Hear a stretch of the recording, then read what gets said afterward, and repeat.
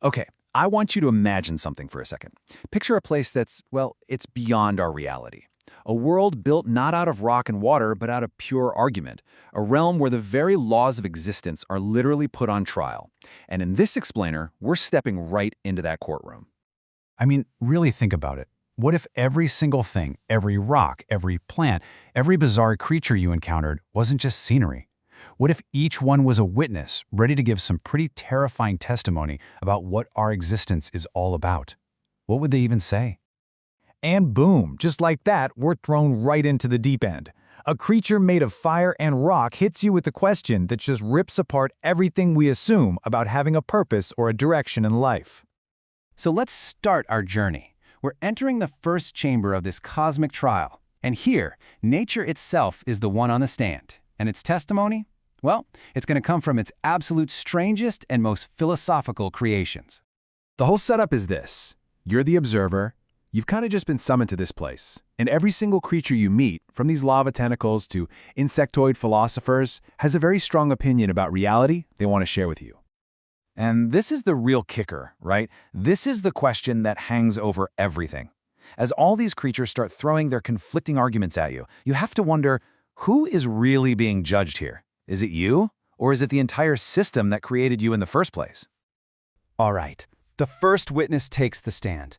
And its testimony, its whole argument, is for a universe built not on some grand design, but on pure, unfiltered chaos. So what this means is that there's no big plan. The universe is just background noise. Your existence, my existence, it's all just a fluke, you know? A cosmic accident that has absolutely no built-in meaning.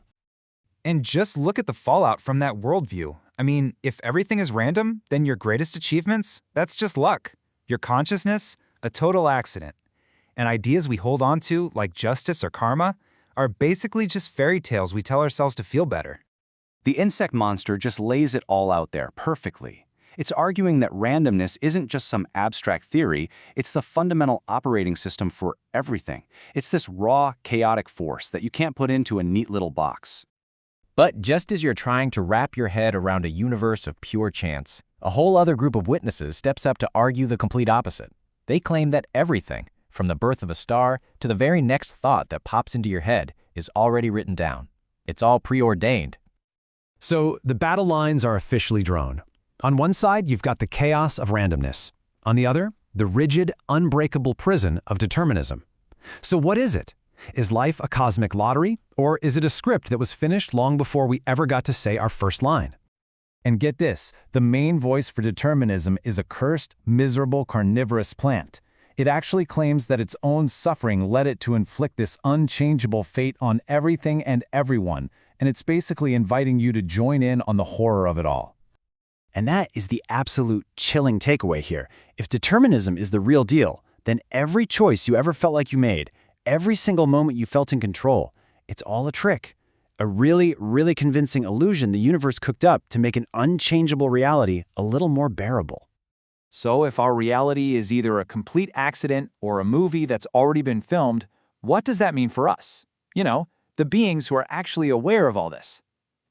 The trial now pivots to its most personal testimony yet, the curse of consciousness itself. This brings up a massive question. If you can't actually change anything, is being self-aware a good thing? Or is it just giving you a front row seat to watch your own powerlessness play out? One of the lava tentacles makes a really powerful case for it being a curse. It says, imagine a tree that's conscious for thousands of years but stuck in one spot, totally unable to act or change anything. The creature argues that awareness without the ability to act is pretty much the definition of torture. But then, just as you're convinced, the succubus offers this haunting counterargument. She asks, when the only alternative is the absolute void, just total nothingness, isn't any kind of experience better than that? Even a nightmare, she suggests, is better than pure emptiness. And all this conflicting testimony, it all comes crashing together into one final and what feels like an impossible question.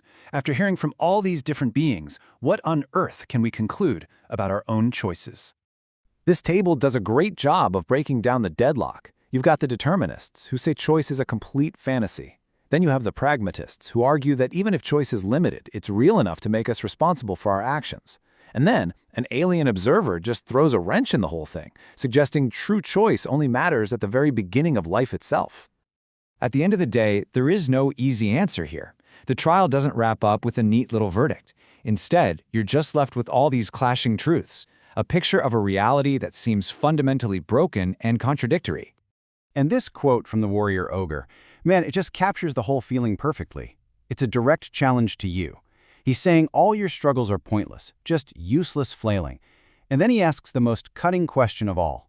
After hearing everything we've just heard, are you still holding on to hope? Which leaves us right here with this one final thought.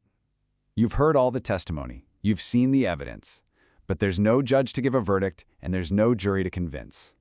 In a trial like this, where existence itself is the defendant and the evidence is just pure contradiction, the only thing left to do is decide for yourself. So, how do you plead?